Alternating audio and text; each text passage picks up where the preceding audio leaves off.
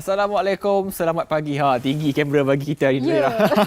Apa khabar semua? Selamat datang ke Pesona XY. Serasi di hati bersama saya Hafiz Dawson. Dan saya Zahira Razi di saluran berita RTM My Preview 123 dan juga di TV1. Betul, dan juga anda boleh manfaatkan juga Instagram, Facebook, Twitter kami di Pesona XY sebab itu juga antara platform lain untuk anda dapatkan perkembangan kami. Dan hari ini seperti biasa Zahira, kita kena ingatkan kepada anda juga semua sebab kebelakangan ini berlaku peningkatan kes COVID. Zahira. Jadi kalau anda tak ada nak ke mana, jadi kalau nak keluar juga keluar selepas pukul 12 selepas habisnya Pesona XY. Tapi kena ingat, kalau nak keluar, kena pastikan penjarakan fizikal. Kena patuhi SOP dengan memakai pelitup muka. Betul. Dan juga sentiasa basuh tangan dan kalau kat luar tu bawalah hand sanitizer.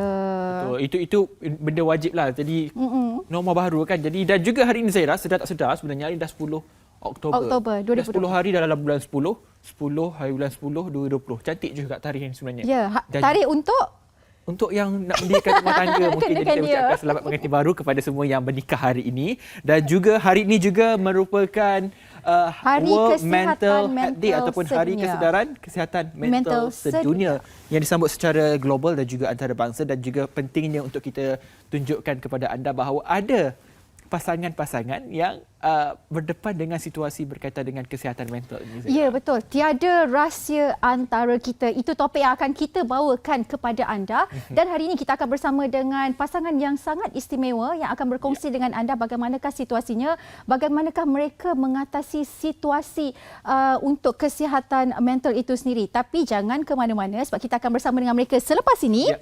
Jadi kita saksikan dulu apa yang menarik minggu ini dalam Pesona XY Serasi di Hati. Saksikan. Menarik minggu ini. Sempena Hari Kesihatan Mental Sedunia, Pesona XY kongsikan kisah pasangan suami isteri yang mengalami kecelaruan mental. Bagaimana mereka mengawal diri apabila berhadapan situasi delusi, halusinasi, mania dan depresi. Mengenali perbezaan jenis biji kopi dan bagaimana ia dipanggang bersama saudagar biji kopi. Bila kita minum kopi tu, kita nak cari punca kopi tu. Macam mana rasa kopi ni berbeza mengikut negara. Anju baby, hanya kau yang ku cinta. Penampilan khas dalam segmen Expose bersama Baby Acha.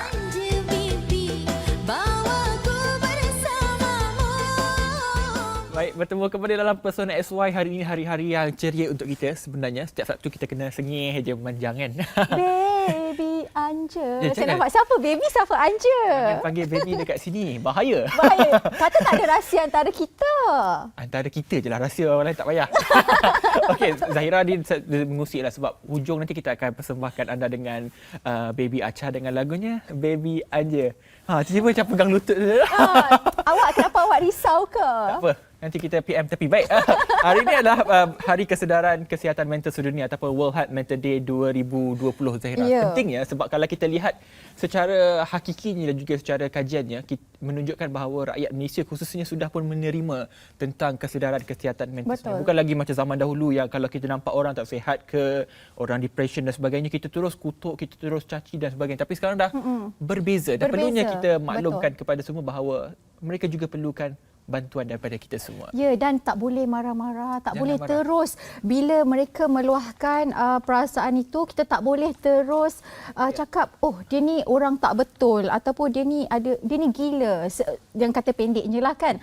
Tetapi sebenarnya mereka hanya meluahkan untuk kita sedar juga bahawa setiap daripada kita sebenarnya mengalami kesihatan mental juga. Betul. Secara sedar tak sedar. Betul. Dalam kesihatan mental itu pun banyak jenis-jenis disorder yang dikategorikan oleh pakar perubatan berkaitan dengan sakit mental. Ada skizo, ada depression, ada anxiety ataupun serangan panik itu Serangan panik itu sendiri. Bagaimana kita ingin membantu mereka dengan cara kita sendiri dan juga ada cara-cara yang tertentu ya. Baby Anja. Wow, dia panggil saya Baby Anja. Jadi kita saksikan dulu sedikit bingkisan dan juga clipping berkaitan dengan tetamu kita pada hari ini. Sebab kenapa saya senyum Zahira sebab tetamu ni sangat-sangatlah manis untuk kita kenalkan kepada anda. Sebaik sahaja kita saksikan dulu clipping berkaitan dengan tetamu kita pada hari ini. Saksikan. Kalau aku depressed, aku rasa macam hidup aku dah macam tak ada harapan lagi. Susahlah untuk aku nampak masa depan aku kalau aku tengah depressed. Dan selalunya kalau aku depressed, memang aku akan duduk atas katil berjam-jam dan hanya tidur sepanjang masa. Sebabkan aku rasa macam tak bermaya nak berjumpa orang dan sebagainya. So, kalau aku depressed, aku juga akan mengalami this symptoms yang dipanggil sebagai psychosomatic symptoms lah. Iaitu bila aku rasa sedih ataupun mental aku waktu tu dalam keadaan tak sihat, aku akan rasa sakit-sakit badan, mata aku akan kemerah-merahan, rasa pedih, and then rasa sengal-sengal badan dan sebagainya lah. Itu yang menyebabkan aku kadang-kadang memang tak boleh nak bangun dari tidur langsung. So, aku hanya bangun untuk solat, makan, kemudian mandi, tidur balik.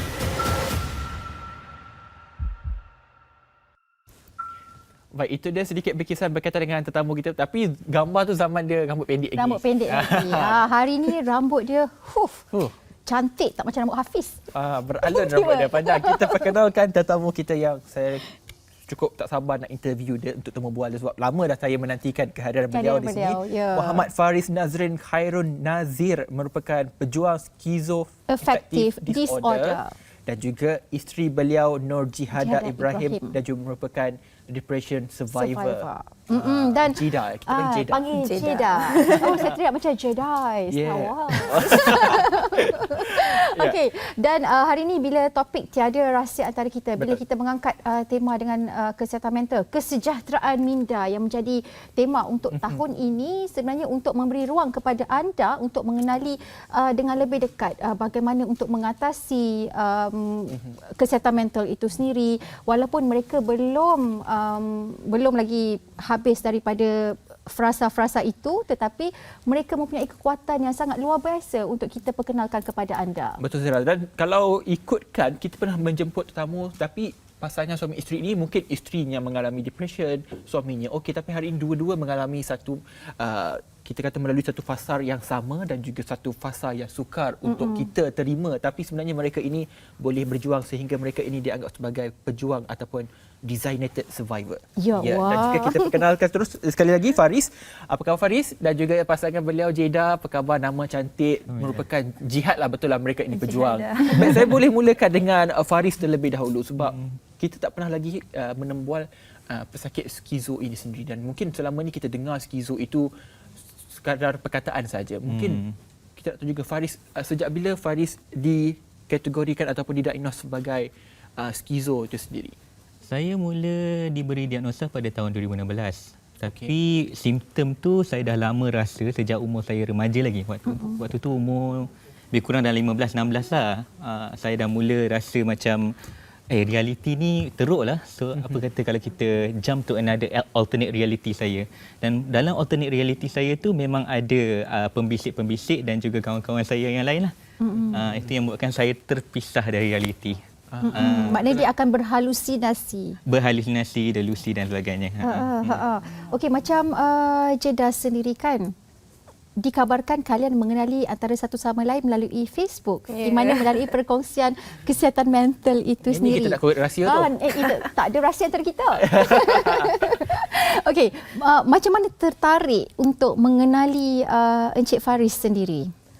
Okey, masa tu zaman 2017, masa tu kita tak banyak lagi kesedaran tentang penyakit mental, tentang kesihatan mental ni kan. Jadi tak banyak sangat orang yang berkongsi di social media tentang pengalaman masing-masing. Bila kita jumpa orang-orang yang melalui benda yang sama macam kita jadi macam excited lah, seronok kan. Macam okey, kita bukan dia sajalah, maksudnya ada beberapa orang lagi yang kita berkawan, dan kemudian kalau ada yang perlukan pertolongan, kita tolong sama-sama. Mula daripada situlah kita berkawan. Sebab Jeda, kita depresi dimaklumkan dan diisytiharkan tidak lagi depresi bila? 2017 tu juga sebenarnya. Dan masa saya dah makin kurang makan ubat, masa tu saya dah cuba rasa macam okey, mungkin aku patut cerita pada orang sebab saya rasa dah okey sikit lah. Dan kemudian hujung tahun 2017 tu saya dah discharge lah daripada hospital. Masa tu kita dah berkenalan. Perkenalan macam tu lah lagi. Belum ada apa-apa serius. Baru kawan lah. Baru berbunga-bunga lah. Berbunga-bunga. Baru benih pun.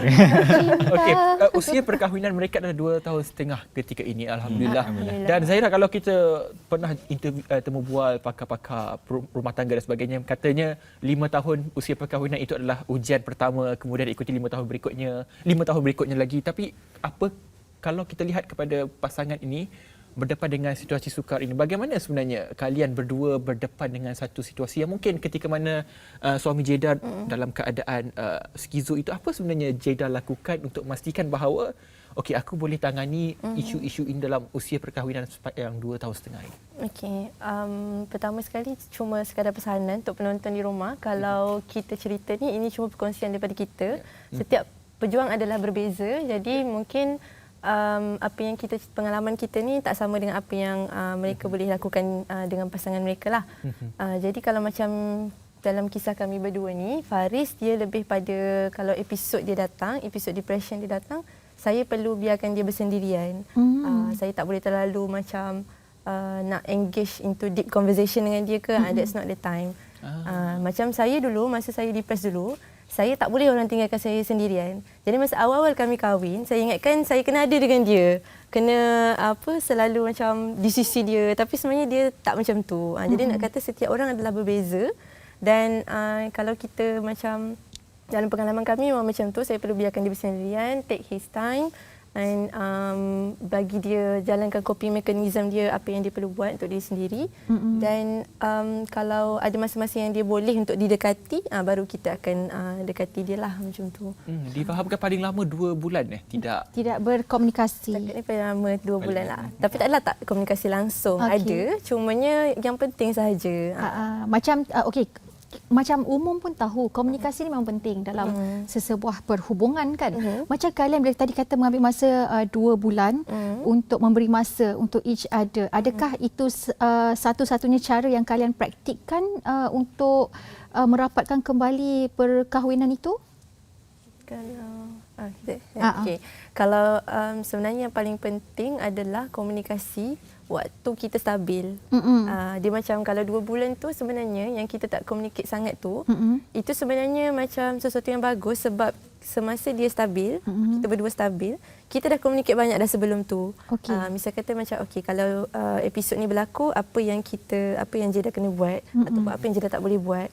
So semua benda tu dah settle sebelum episod dia. Kita dah sama-sama communicate, do's and don'ts orang kata kan. So bila episod tu berlaku, kita dah ready lah untuk menghadapi tu. Dan masa dia perlukan masa bersendirian pun, dia dah akan sibukkan diri. Masa awal-awal perkahwinan tu agak sukar lah. Tapi sekarang dah 2 tahun setengah. Boleh lagi dah. Dia macam kita ada di sisi dia, tapi bukan macam clingy macam tu. Tapi kita ada je lah dekat situ kalau dia perlukan. InsyaAllah. Dan ciri-ciri suami yang baik adalah ciri-ciri suami yang baik adalah seperti mana Faris memandang isterinya ketika isterinya bercakap. Saya terfokus sekejap. Dia pandang je dengan penuh rasa cinta. Betul. Itulah rahsia mereka sebenarnya. Dan Faris sebenarnya kalau bercakap tentang soal isu kesihatan mental dan sebagainya, adakah perkahwinan itu pada Faris merupakan salah satu ubat dan juga cara untuk Faris overcome masalah skizo Faris, atau ianya datang daripada Faris sendiri? Soalan ni agak rumit, dia macam complicated sekali. Sebab sebelum saya berkahwin tu, saya dah memang tetapkan pendirian saya tak nak kahwin. Sebelum kenal dia lah, saya tak nak kahwin sebab saya nak duduk sendirian. Dan saya rasa macam ada orang kena kat aku kan, macam tu. Dan memang dah pernah cakap dengan mak saya tak nak kahwin. Sebab saya tak nak sibukkan diri dengan orang lain, kan, nak dengan kepala saya sendiri kan. Tapi nak dikatakan hati kita ni bukan milik kita. Dia milik Sang Ilahi lah kan.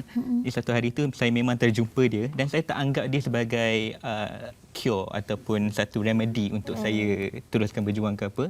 Dia sebagai kawan. Entah macam mana bila saya dapat tahu yang dia juga adalah seorang pejuang depression kan. Itu yang memetik sesuatu dalam hati saya macam, let's do this lah. Macam tu. Let's do this kan. Let's do this. Apa kata kalau aku beri harapan pada diri sendiri atau beri peluang untuk diri sendiri untuk melangkah ke alam yang lebih mencabar tetapi lebih indah dari sekarang ni. Jadi dari itulah kita perlu berkenalan dan insya-Allah kalau ada jodoh kita akan berkahwin dan alhamdulillah 2 tahun setengah. 2 tahun setengah. Alhamdulillah. Itulah dia. Kalau komunikasi itu juga sangat penting. Saya cuba untuk memahami bagaimana kalian berkomunikasi antara satu sama lain kan. Macam skizo dan juga depression adalah dua yang berbeza. Jadi adakah Puan Jeda berjumpa juga dengan Dr. Encik Faris untuk mengetahui dengan lebih lanjut berkenaan dengan penyakit skizo ini sendiri? Okey, kalau ikutkan memang selalu jugalah teman dia jumpa doktor. Tak ada masalah lah sebab kita memang daripada awal perkahwinan macam tu dan kita pun terima rawatan sebelum berkahwin kan. Jadi alhamdulillah saya tak ada masalah untuk macam pujuk dia ke, ambil ubat ke, pergi jumpa doktor ke sebab dia memang dah ada self awareness dan dia dah tak ada self stigma terhadap diri sendiri. Dan kalau ikutkan komunikasi tu macam saya cakap tadi lah, kita akan settle waktu dia stabil. Masa dia stabil tu memang kita communicate macam suami isteri, pasangan suami isteri yang biasa, yang normal. Kita masa tidur, sebelum tidur tu kita explain macam okey, hari ni macam patutnya yang tadi tu jangan macam tu, jangan cakap macam tu. Patutnya cakap macam ni. Benda tu macam normal communication yang kita akan ada setiap kali waktu dia dalam keadaan stabil dan saya pun dalam keadaan stabil lah. So, ada buat list ke? Official list tu tak ada lah tapi dalam kepala tu adalah.